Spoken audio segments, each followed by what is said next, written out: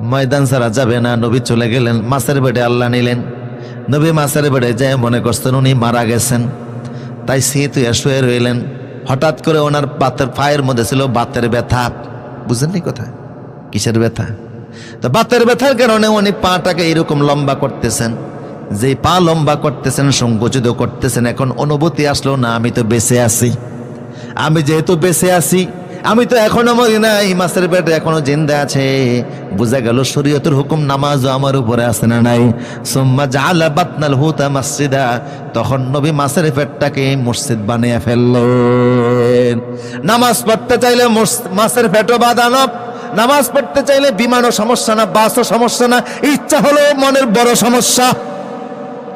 আমার দেশে এখন জুমার মসজিদে মুসল্লি কম না বেশি? ফজর নামাজে কম না বেশি? ফজর নামাজে সবচেয়ে বেশি কম, জুমার দিনে সবচেয়ে বেশি।